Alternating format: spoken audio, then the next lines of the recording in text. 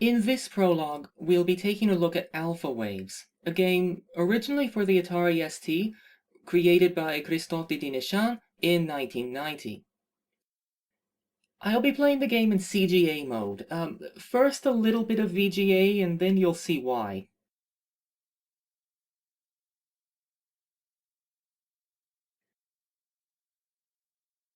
I'm already not comfortable with the game.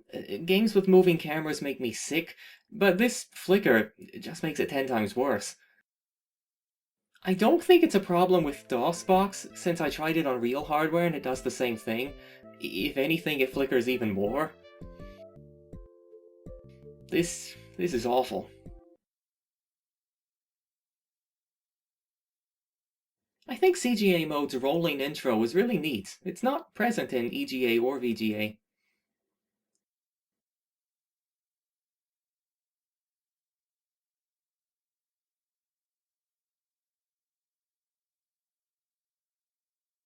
These codes, I assume they're copyright protection of some sort, but my copy of the game doesn't include anything like that, and it doesn't seem to care what you type, or if you type anything at all. Action is the standard game. Emotion is a free play mode, with no goal, points, timer, nothing like that.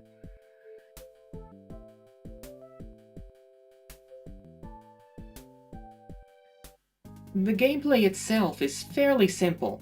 It's a 3D platform maze with the object to bounce and glide from one platform to another until you reach the end of the room. You'll notice there's a timer. You get extra time for completing rooms. If you let the timer run out, you game over. The goal is to collect 16 crystals that are scattered throughout the maze.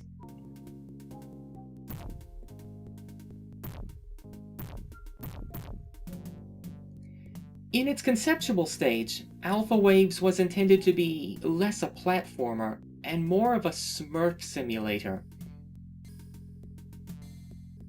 The Smurfs, and I'm quoting Dinechan here, in the comics bounce from the floor to reach a table, and so on, and I was starting to think that I might build some kind of Smurf-based adventure game around that graphics technology. That takes some imagination.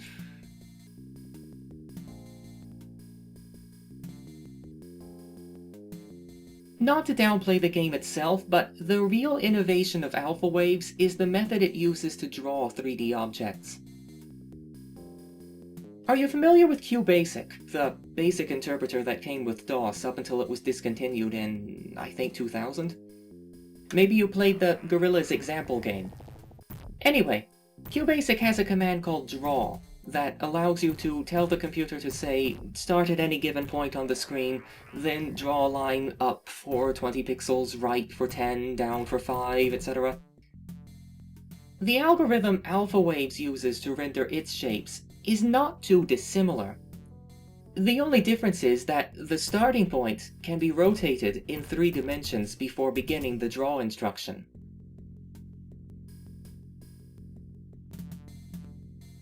The alternative, of course, would have been to calculate the position of each point individually.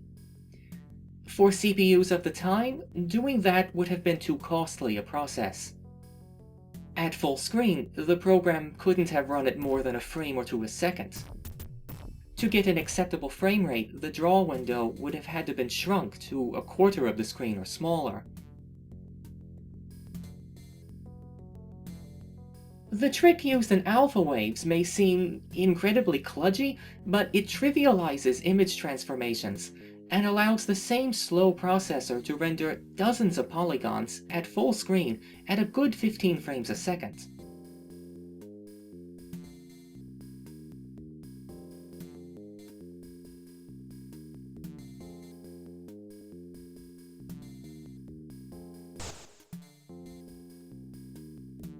Dinechan began work on the game independently, taking his inspiration from Starglider 2, and trying to produce something that could top it. When applying for an internship at Infogrames, He showed them his Alpha Waves prototype, and they at once negotiated a contract for distributing it.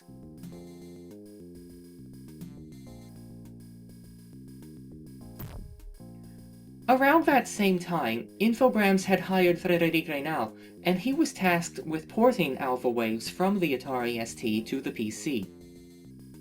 This was his own idea, evidently. Infogrames had no prior plans to port it to anything. It wasn't their policy to port games that had been written in assembly from one system to another. It was during that work that he realized how the same technology behind Alpha Waves could be built on and used to create more complex 3D objects and environments.